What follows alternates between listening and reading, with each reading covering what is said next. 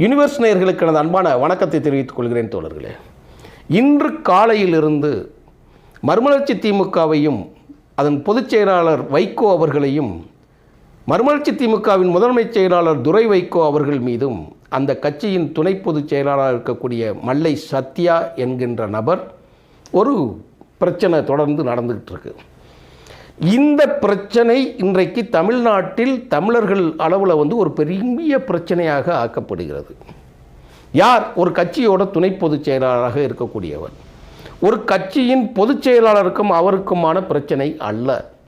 முதன்மைச் செயலாளராக இருக்கக்கூடிய திரு துரை வைகோ அவர்கள் மீது இவர் ஒரு குற்றச்சாட்டு வைக்கிறார். அதுவும் குற்றச்சாட்டு என்பது வெளிப்படையானது அல்ல, அதற்கு ஆதாரமும் கிடையாது. ஆனால் அதே நேரத்தில் நேற்று புதிய தலைமுறையில் பேட்டி கொடுக்கக்கூடிய துரை வைகோ அவர்கள் வெளிப்படையாக சில குற்றச்சாட்டினை மல்லை சத்யா மீது வைத்திருக்கிறார். என்ன விதமான குற்றச்சாட்டு என்பதுனா, அது தேர்தல் அடித்தளத்தையே பாதிக்கக்கூடியதாகவும் கட்சியின் வளர்ச்சியை பாதிக்கக்கூடியதாகவும் அதை அப்படியே செய்தியாக வைக்கிறார்.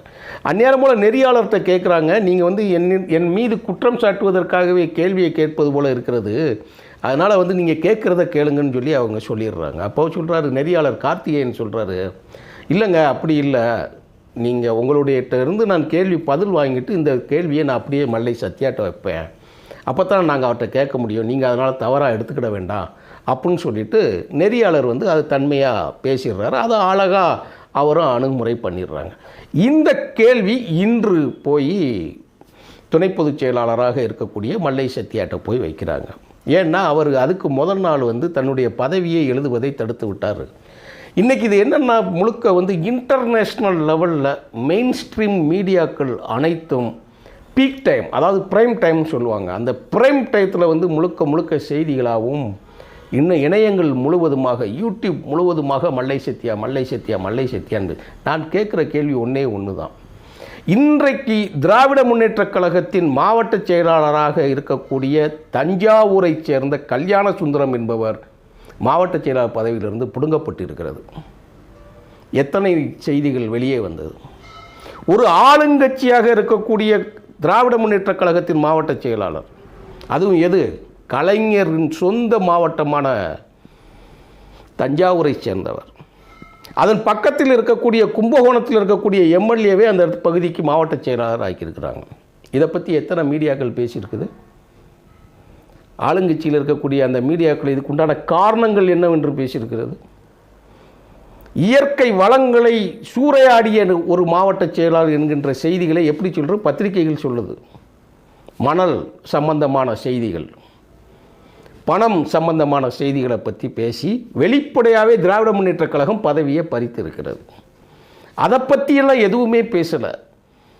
ஆனால் வைகோ அவர்களுக்கும் மல்லை சத்யா அவர்களுக்குமான ஒரு பிணக்கமான போக்கை என்னமோ இன்டர்நேஷ்னல் லெவலில் உலக பிரச்சனைகளில் ரெண்டு நாடுகளுக்கு இருக்கக்கூடிய ஒப்பந்தங்கள் அடிப்படையில் ஒரு முறிவு ஏற்பட்டதைப் போல, ரஷ்யாவுக்கும் உக்ரைனுக்கும் சண்டை நடந்ததைப் போல, பாலஸ்தீனத்துக்கும் ஈரானுக்கும் சண்டை நடந்தது போல என்ன பிரச்சனையாக கொண்டு போகிறான்னு பாருங்களேன். இது என்ன பிரச்சனை? மதுரையில் நடக்கக்கூடிய நிகழ்ச்சியில் நான் பாலஸ்தீனத்துக்கும் ஈரான் என்று சொன்னேன். தோழர்களே, அதை இஸ்ரேல் ஈரானாகவும் அமெரிக்கா ஈரானாகவும் மாற்றிக்கோங்க. பாலஸ்தீனத்திற்காக நடந்த உள்ள சண்டைன்னு இருக்குல்ல, மதுரையில் ஒரு பிரச்சனை நடக்குது. ஆளுங்கட்சியில் இருக்கக்கூடிய பிரச்சனை. முன்னாள் அமைச்சராக இன்றைக்கும் அமைச்சராக இருக்கக்கூடிய பிடிஆர் பழனிவேல்ராஜன் அவர்களுக்கும் அந்த மாநகராட்சியில் இருக்கக்கூடிய பிரச்சனைக்கும் இன்னொரு அமைச்சராக இருக்கக்கூடிய மூர்த்தி அவர்களுக்குமான ஒரு பிரச்சனையாக ஓடிக்கிட்டு இருக்கு. அந்த பிரச்சனையின் அடிப்படையில் இருக்கக்கூடிய மண்டல பதவிகளில் இருக்கக்கூடிய அத்தனை பேர்த்தையும் ராஜினாமா செய்யணும்னு சொல்லி பேசியிருக்கிறாரு முதலமைச்சர். ராஜினாமாவும் செய்திருக்கிறார்கள். இதை பற்றி எந்த விதமான யூடியூப்லேயோ எந்த விதமான இணையங்களிலே எந்த செய்தியும் கிடையாது. எடப்பாடி பழனிசாமி அவர்கள் அதிமுக கட்சியை பொறுத்த வரைக்கும் அவர் பிரச்சாரத்துக்கு வெளியே கிளம்பி பயணம் போய்கிட்டு இருக்கிறார். அந்த நிகழ்ச்சியில் செங்கோட்டையன் கலந்து கொள்ளவே இல்லை. செங்கோட்டையன் தனி ஆவர்த்தனம் பண்ணி செய்து கொண்டு இருக்கிறார். அவர் தனிமையான முறையில் எப்படி சொல்கிறாருன்னா, அவரை கட்சியவே மாற்றுறதுக்கு ஆப்ஷன் லெவலில் இருக்கிறதா செய்திகள்லாம் நமக்கு தனிப்பட்ட செய்தியாக கிடைக்குது. அதை பற்றி செய்தி கிடையாது. ஓபிஎஸ் அவர் இன்றைக்கி ஒரு அமைப்பை துவக்கி அவர் மாநாட்டின் மூலமாக ஒரு செய்தியை பிரகடனப்படுத்த போகிறேங்கிற ஒரு செய்தி இன்றைக்கி வெளியே வந்திருக்கு. அதை பற்றி எதுவுமே இல்லை. எந்த ஆளுங்கட்சியாகவும் இல்லாத ஆளுங்கட்சியாக மாறக்கூடிய சக்தியும் இல்லாத மக்கள் நலனில், அடிப்படை நலனில் மட்டுமே தன்னுடைய முழு கவனத்தையும் செய்து கொண்டு ஈழத்தமிழர்களுக்காக முழுமையான தன்னுடைய பலத்தை பயன்படுத்தி கொண்டு தமிழகத்தின் வாழ்வாதார பிரச்சனைக்கு போராடி கொண்டு இருக்கக்கூடிய ஒரு கட்சியையும் அதன் தலைவரையும் அந்த இயக்கத்தையும் இழிவுபடுத்துகிற வேலை முழுமையாக நடந்து கொண்டிருக்கிறது. அதைத்தான் நம்ம இந்த இடத்துல கவனிக்கணும். ஆளுங்கட்சி ஆண்ட கட்சியில் இருக்கக்கூடிய பிரச்சனைகளை மக்களுக்கு சொல்லாமல், ஒன்றிய அரசில் இருக்கக்கூடிய பிரச்சனைகளை பேசாத அளவுக்கு மறுமலர்ச்சி திமுகவில் இருக்கக்கூடிய பிரச்சனை பெரிய நாட்டோட பிரச்சனையா? இல்லை மல்லை சத்யா என்ன பெரிய இன்டர்நேஷ்னல் லீடராக இருந்தவரா? இல்லை பெரிய பெரிய அமைப்புகளுக்கு போனவரா? அப்படி இல்லை என்றால் ஒன்றியத்தில் இதுக்கு முன்னால் அமைச்சராக இருந்தாரா? என்ன செய்யலை அதுன்னு பார்க்கணும். இல்லை நீங்கள் நியாயத்தை தான் நான் ஒரு சைடு ஊடகங்கள், நான் நாளைக்கு முன்னாடி நான் காணொலி போட்டிருந்தேன். சாத்தூரில் வைகோ அவர்கள் பேசிக்கொண்டு இருக்கிற பொழுது கூட்டம் கலைந்தது என்று சொன்னார்கள். நான் மறுப்பு ஆதாரத்தை காணொலி காட்சியாக நான் ஒருவன் மட்டும்தான் யூடியூப் சேனலில் யூனிவர்ஸ் மட்டும்தான் அதை பதிவு செய்திருந்தது. மற்ற யார் எல்லாம் ஒட்டு மொத்தமாக அப்படித்தான் ஒரே சைடாக பேசியிருந்தாங்க. அதே தான் இப்பையும் நான் சொல்கிறேன். இந்த மல்லை சத்யா பதிவு போட்ட உடனே கூப்பிட்டு அவர் அழுகிற காட்சிகளையும் எல்லாத்தையும் பேசுகிறாங்க. நான் ஒரு செய்தி உங்களுக்கு சொல்கிறேன். டாக்டர் கலைஞர் அழுதிருக்கிறார். நான் கட்சியை விட்டே போகிறேன் என்ற வார்த்தையை கூட கலைஞர் பயன்படுத்தி இருக்கிறார். எம்ஜிஆரும் கண்ணீர் சிந்தி இருக்கிறார். ஜெயலலிதாவும் கண்ணீர் சிந்தி இருக்கிறார். இது யாருக்கு எந்த மாற்று கருத்தெல்லாம் எதுவுமே கிடையாது. தன் அரசியல் இயக்கத்தை காப்பதற்காக மறுமலர்ச்சி திமுகவின் பொதுச் செயலாளர் அவர்கள் பலமுறை மேடைகளில் கண்ணீர் சிந்தி இருக்கிறார். பொதுநலனுக்காகத்தான் இருக்கும். எல்லாரும் கட்சிக்காக இருக்கும், அவர் பொதுநலனுக்காக சிந்தியிருப்பார். மீதி இதுகளில் நம்ம உண்மையை பதிவு செய்யணும் தொடர்களை. வெறுப்பு இல்லாமல் நான் சொல்கிறேன். மல்லை சத்யா அவர்கள் இந்த பிரச்சனைக்கு உண்டான நான் முழு செய்தியையும் நான் அறிந்து கொண்டு தான் நான் பேசுகிறேன். அவர் மீது நிர்வாக குழுவில் பாட்டப்பட்ட குற்றச்சாட்டு இருக்கு இல்லையா, அந்த குற்றச்சாட்டுக்கு நேரடியாக பதிலை தராமல், வெளிப்படையான பதிலை தராமல், அவர் ஒரு கட்சியின் மீது தன் மீது விமர்சனங்கள் வரட்டும் என்பதற்காகவே காத்திருந்ததாகத்தான் அந்த செய்தி இருக்கிறது. அவர் நினைத்திருந்தால் முதன்மைச் செயலாளர் துரை வைகோ அவர்களை போய் சந்தித்து பேசியிருக்கலாம். அவர் நினைத்திருந்தால் இந்த பிரச்சனைக்கு முற்றுப்புள்ளி வைக்கிறார். எரியிற தீயில் தண்ணீர் ஊற்றி அணைக்கலாம், எண்ணெயை ஊற்றியும் வளர்க்கலாம்.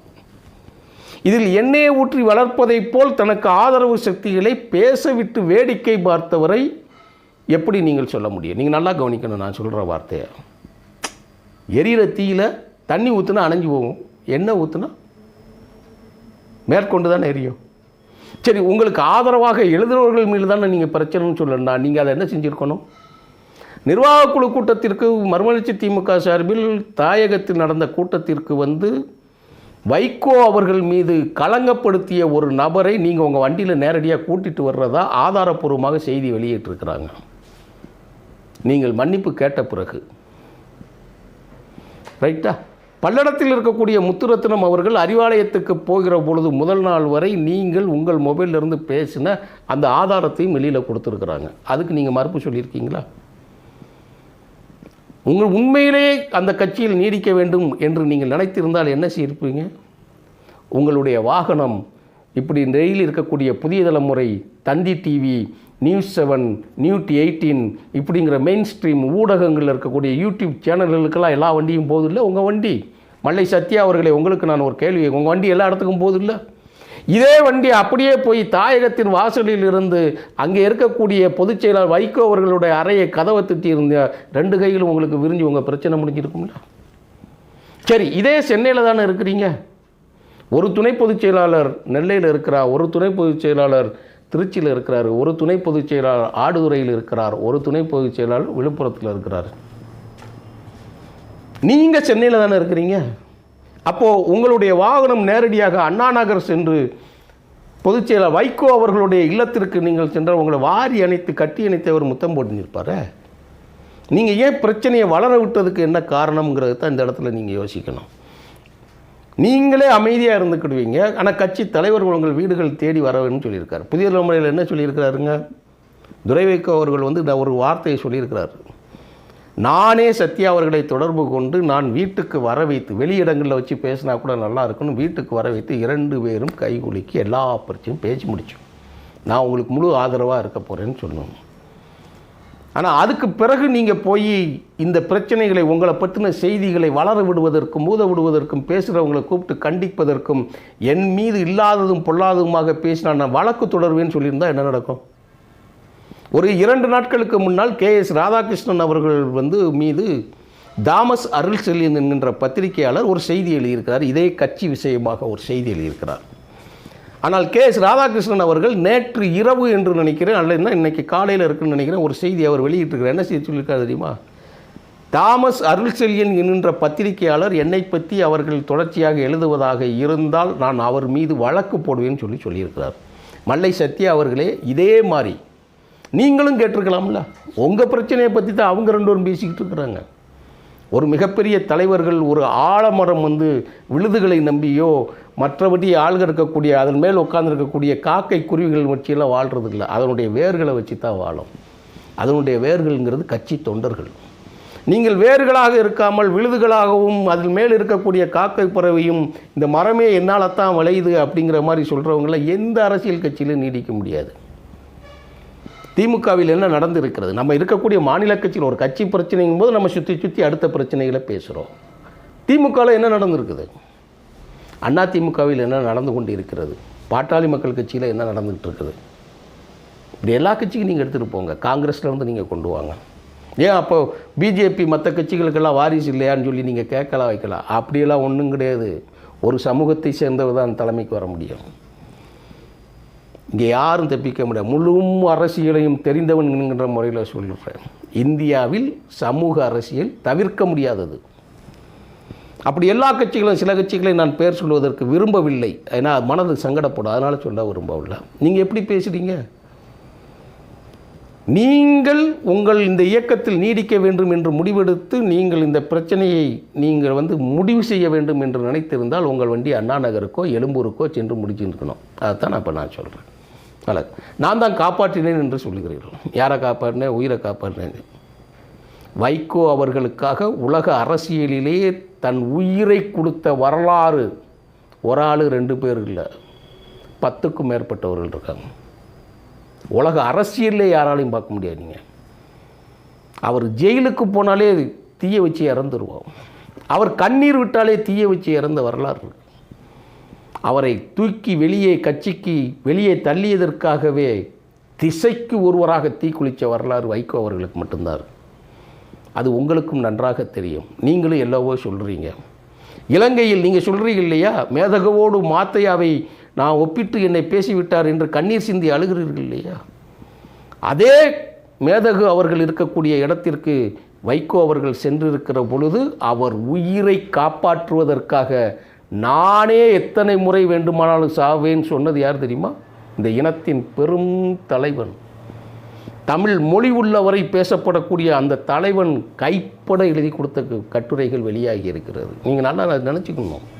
யாருக்கு யார் தியாகம் செய்யணும்னு சொல்லி. இந்த உலகத்தில் தமிழ் இனம் இருக்கிற வரைக்கும் 2 தலைவர்கள் பேசப்படுவார்கள் தோழர்களே. ஒன்று தந்தை பெரியார். இது வாலி கூட அவர் வார்த்தையில் அவர் சொல்லியிருப்பார். ஒன்று பெரியார், இன்னொன்று பரம்பொருள் அடங்கிய அந்த வார்த்தையை சொன்னால் தடை இருக்கிறதுனால நான் சொல்கிறேன். மேதகு அவர்கள் அப்படிப்பட்ட மேதகு. வைகோ அவர்கள் தியாகத்தை செய்து அவர் என்னை சந்திப்பதற்கு இருக்கக்கூடிய கஷ்டங்களை நினைத்து பார்த்தால் அவருக்காக நான் எத்தனை முறை வேணாலும் சாவேன்னு சொல்லக்கூடிய நிலைமை இருந்தார். நீங்கள் அவரை போய் காப்பாற்றினேன் என்ன பேச்சு அது? அவர் இந்தியாவிற்குள் சேர்கிற பொழுது அந்த படை, அந்த முழுக்க இருக்கக்கூடிய இராணுவம் அவர் உயிரை பழிவாங்கன்னு நினைக்கும் போது ஒட்டுமொத்தமாக அவர் மீது விழுந்து பாய்ந்து உயிரை காப்பாற்றிய வரலாறு இருக்கக்கூடிய ஒரு தலைவர் அவர். நீங்கள் போய் சும்மா யார் மேலே வேணாலும் கல்லெறியக்கூடாது. ஏன்னா எல்லா ஊடகங்களும் பாய்ந்து பிடுங்கி தின்கின்றது. ஒரு கட்சி உயிரோடு இருக்கிறது, ஒரு கட்சி கொள்கை பிடிப்போடு இருக்கிறது, ஒரு கட்சி இருக்கக்கூடிய கீழ்மட்ட பிரச்சனைகளை பேசக்கூடியது என்றால் அதை அழிப்பதற்கு முனையக்கூடியவர்களை நாம் எச்சரிக்கையாக கண்காணிக்க வேண்டும் தோழர்களே. அதனால தான் இதை நான் ரொம்ப முக்கியமாக சொல்கிறேன். நம்ம உயிரை கொடுத்து காப்பாற்றினால இதாக இல்லை, காப்பாற்றினால் வரலாற்றில் இடம் பெறுவீர்கள். என்னுடைய நண்பர் ஒருவர் இருந்தார், அவர் கூட தான் எரிஞ்சார், தீயை வச்சு எரிஞ்சார். நான் சில விஷயங்கள் வெளிப்படையாக நான் பேச முடியாது, ஆனால் சொல்லுவது 100க்கு 100 உண்மை. தியாகிகள் போற்றப்படுவார்கள். தியாகிகளுக்கு தான் அந்த வரலாற்றில் இடம் இருக்குது. நான் ஏற்கனவே ஒரு காணொலியில் நான் சொல்லியிருக்கிறேன். திருப்பூர் குமரன் சாகிற வரைக்கும் அவர் யாருன்னு தெரியாது. சாதாரண ஒரு மனிதன். ஆனால் இன்றைக்கி பள்ளிப்பாடத்தில் நம்ம படிச்சுக்கிட்டு இருக்கிறோம். யாருக்காக? இந்த தேசத்திற்காக தன்னுடைய கொடியை கீழே சாய்க்காமல் இருந்தார் என்பதற்காக இதுகள்லாம். ஆனால் மறுமலர்ச்சி திமுகவில் உங்களுக்கு சட்டமன்ற தேர்தலில் வாய்ப்பு, நாடாளுமன்ற தேர்தலில் வாய்ப்பு, உள்ளாட்சி தேர்தலில் வாய்ப்பு, அப்படி என்று கிடைக்கிற எல்லா வாய்ப்புகளும் உங்களுக்கு கொடுத்துருக்கிறார். உங்களை மற்றவர்கள் போல் அனாதையாக விடவில்லை. நீங்கள் எல்லாமே போட்டு போய் ஒரு எரிமலை மேல் எச்சில் துப்புவதைப் போல் நீங்கள் துப்பிடக்கூடாதுங்க. நினச்சி பார்க்கணும், எனக்கு என்ன செஞ்சுருக்காங்க அப்படிங்கிறது. இந்த அடையாளத்தை பெறுவதற்காக யார் என்ன செஞ்சுருக்கணும். அதனால தான் நான் முதலே சொன்னேன், இன்றைக்கி இருக்கக்கூடிய பெரும் பிரச்சனைகளை பேசாத இந்த மீடியாக்கள் யாரை பற்றி பேசுகிற எனக்கு கவலை அதுதான். ஏன் தஞ்சாவூர் மாவட்ட செயலாளர் நீக்கினதை பற்றி நீங்கள் பேச மாட்டீங்களா? அதில் இருக்கக்கூடிய உள் பிரச்சனை, சத்யா என்கின்ற தனி மனித பிரச்சனையை விட இந்த தமிழ் இனத்திற்கான பிரச்சனை அப்படியே உயிரோடு ரத்தமும் சதையுமா இருக்கிறது தோழர்களே. நம்மளுடைய குடிநீர் ஆதாரம் உள்ள இருக்குது. அதை பற்றி பேசுங்க. மீடியாக்கள் பேசலையே. மாநகராட்சி மதுரையில் நடந்ததை பற்றி பேசலையே. இப்போ மற்ற விஷயங்கள் நான் நிறையா இருக்குது. நம்ம தம்பி அஜித் குமாரோட மரணத்திலிருந்து நீதி கேட்டு போராடுற வசனங்கள்ல இருந்து எத்தனையோ பிரச்சனைகள் இருக்குது. அதை பற்றி போராடுறதுக்கு அவ்வளவு செய்திகள் இருக்குது. அதை பற்றி யாருமே பேசலையே. இதை மட்டும் அப்படி பேசுகிறதுக்கும் இதை பெரிய செய்தியாக ஆக்குறதுக்கும் இந்த 10 நாட்களாக இந்த செய்திகள் பரவி கொண்டிருக்கிறது. திட்டமிட்டு என்னமோ எல்லோரும் யோக்கியர்கள். அதனால தான் இயேசு அவர்கள் சொன்னது, உங்களில் யோக்கியன் எவர்களோ அவன் முதல் கல் எறியுங்கன்னார். உங்களில் யோக்கியன் எவனோ அவன் முதல் கல் எறியுங்கள். விபச்சாரியின் ஒரு அழுகைக்காக அவர் சொன்ன அந்த வார்த்தை. என்ன நீங்கள் பெருசாக எல்லா ஊடகங்களோட தர்மத்தை அங்கே பார்த்தோமே, நேரடி சாட்சியாக இருந்ததுனால நான் சொல்கிறேன். நான் சாத்தூரில் பத்திரிகையாளர்கள், நெறியாளர்கள், இன்றைக்கி நீங்கள் என்ன செஞ்சுக்கிட்டு இருக்குது? அவ்வளோ ஒரு முக்கியத்துவம் வாய்ந்த செய்தியை ப்ரைம் டயத்தில் கொடுக்கீங்களே, சாயங்காலம் 7 மணி 8 மணி. அந்த செய்திகள் மற்றவர்களுக்கு இல்லையா? அதைத்தான் நான் வருத்தத்தோடு பதிவு செய்ததற்காக நான் வந்திருந்தேன் தோழர்களே. நான் எப்பயும் முழுமையாக அரசியல் இந்த சேனல் நான் பேசுவது இல்லை. ஆனால் முக்கியமான ஒரு தமிழர்களின் இடர்பாடுகளை நிற்கக்கூடிய ஒரு சம்பவத்திற்காக இப்படிப்பட்ட செய்திகளை பதிவு செய்ய வேண்டிய கட்டாயம் இருக்குது தோழர்களே. தமிழ்நாட்டில் அரசியல் கட்சிகள் பாதுகாக்கப்பட வேண்டியவை. அந்த அரசியல் கட்சிகளால் தான் நம்மளுடைய வாழ்க்கை உள்ளே அடங்கி இருக்கிறது என்பது அது ரொம்ப முக்கியம். எல்லா அரசியல் கட்சிகளும் நமக்கு வேணும். எல்லா அரசியல் கட்சி தலைமைகளும் பாதுகாக்கப்பட வேண்டும். அதுவும் குறிப்பாக மறுமலர்ச்சி திமுகவும் பொதுச் செயலாளர் வைகோ அவர்களும் பட்ட பாடுகள் என்பது பெரிய தமிழர்கள் வாழ்க்கையோடு பின்னி பிணைந்தது. இன்றைக்கி இந்தியாவில் அதிகமாக சிறைச்சாலையில் இருந்தவர் அவர்தான், மக்கள் நலனுக்காக. இதை எப்போனாலும் வெளியில் பேசலாம். இதை பதிவு செய்கிறதுக்கு நான் பெருமைப்படுகிறேன். இதில் இன்றைக்கி அவருக்கு இணையாக தியாகம் செய்த ஒரு தலைவர் இந்தியாவிலேயே கிடையாதுன்னா ஆணித்தரமாக சொல்ல முடியும். அவருக்கு நிகராக ஒரு தலைவர் தியாகம் செஞ்சது எதுவும் கிடையாது. அவர் இன்று நினைத்திருந்தாலும் நாளை அமைச்சரவையில் பங்கு வரக்கூடிய முழு தகுதியும் உடையவர். ஆனால் திராவிட இயக்கத்துக்கு எந்த விதமான குறைபாடுகளும் வந்துவிடக்கூடாது என்பதற்காக தன்னுடைய தகுதியை குறைத்து கொண்டு தமிழ்நாட்டில் கூட்டணிக்குள்ளே இருக்கக்கூடிய ஒரு முக்கியமான தலைவர் அவர். அவர் நினைத்தால் ஒரு நிமிடத்தில் அவருடைய வாழ்க்கையை மாற்றிவிட முடியும். ஆனால் திராவிட இயக்கத்துக்கு ஒரு கரை வந்து விடக்கூடாதுன்னு சொல்கிறாப்புல. அதுதான் ரொம்ப முக்கியமானது. இந்த இடத்துல அதை பொருத்தி பார்க்கணும் நீங்கள். அதைத்தான் தோழர்கள், அந்த கட்சியோட தோழர்கள் முழுமையாக தன்னுடைய இயக்கத்தை பாதுகாக்க வேண்டும் என்பதற்காக அவர் பேசுகிறார். அப்படி இருந்தும் அவர் சொல்லுகிறார், அறிவாலயம் சென்று விட்டு வந்திருக்கிறார். வருத்தப்படுறாங்க எல்லாரும். ஆனால் அன்று நடந்த சம்பவத்தின் உடன்போன நபராக மல்லை சத்யா அவர்கள் கூறப்படுவதற்கு நீங்கள் அதில் பதில் சொல்லுங்கள். உங்களுக்கு விருப்பப்பட்டால் பயணிங்கள், விருப்பப்படாவிட்டால் வெளியே வந்து விடுங்கள். அதுதான் உங்களுக்கு நல்லது. உள்ளே போய் நியாய தர்மங்கள் பேசுவதில் அர்த்தம் அல்ல. எந்த வகையில் நீங்கள் நியாய தர்மம் பேச முடியும்? பேசக்கூடிய இடத்தில், கேட்கக்கூடிய இடத்துல இருக்கிறார். அதுக்குண்டான பதிலை நீங்கள் நேராக போய் அண்ணா நகர்லேயும் எழும்பூர்லேயும் போய் சொல்லிட்டு வந்துட்டீங்கன்னா இவ்வளோ பிரச்சனை இல்லையே. அதுதான் மாறி நான் சொல்லுகிறேன். ஏன்னா எல்லா சேனல்களையும் இதை பற்றி பேசுகிறாங்க. இந்த கேள்வியை முன்வையுங்கள். நீங்கள் சந்தித்தீர்களா என்று கேளுங்கள். ஏன் சந்திக்கவில்லை என்பதை சொல்லுங்கள். அதுதான் ரொம்ப முக்கியமானதாக இருக்கும் தோழர்களே. ஆகவே ஒரு கட்சியை திட்டமிட்டு அழிப்பதற்காக இந்த ஊடகங்கள் அத்தனை பேரும் பழி வாங்கி கொண்டு இருப்பது கண்கூடாக வெளியே தெரிகிறது. அது வன்மையானதா? ஒரு ரொம்ப வன்மையானதாக நான் ஒரு 4-5 சேனலுக்கு முன்னாடி இப்போ இன்னைக்கு நான் ஒரு இதில் நம்ம பதிவு பட்டிருக்கிறேன். எம்ஜிஆர் அவர்களை பற்றியும் மாற்று தலைவர்களை பற்றியும் இழிவாக பேசுகிற தொடர்பு வந்து நிறையா இணையங்களில் தொடர்ச்சியாக பேசி சிரிச்சுக்கிட்டு இருக்கிறாங்க. என்ன நியாயம் இது? அப்படி வைத்தால் நீங்கள் வைக்கக்கூடிய குற்றச்சாட்டுகளை எதிரில் இருக்கக்கூடிய தலைவர்கள் மீது வச்சால் யாரும் இங்கே தாங்க முடியாது. அதில் மறுமலர்ச்சி திமுகவோட பொதுச் செயலாளர் அவர்கள் வந்து அதிலிருந்து வெளியே வந்துடுவாங்க. தோழர் திருமாவளவன் உள்ளிட்டவர், கம்யூனிஸ்ட் தோழர்கள் உள்ளிட்டவர்கள், அந்த தலைவர்களின் கரங்களில் எந்த விதமான ஊழல் கரைகள் எதுவும் பட்டதில்லை. அந்த கட்சி ஊழலுக்கு கட்டுப்பட்ட கட்சிகள் அல்ல. ஆனால் அவர்களையெல்லாம் சிதைப்பதற்கான வேலைகள் நடந்து கொண்டு இருப்பதை நாம் எல்லாம் அதை அழிக்கணும். நம்மளும் அதை பற்றி பேசணும். சும்மா எல்லாருக்கும் நம்ம வந்து தாளம் போட்டு போய்விட முடியாது என்பதற்காகத்தான் இந்த மல்லை சித்தியா பிரச்சனையை விட தமிழ்நாட்டில் 1000 பிரச்சனைகள் இருக்கிறது. அதை பற்றி பேசணும். அதனால தான் நான் மீண்டும் சொல்லி முடிக்கிறேன் தோழர்களே.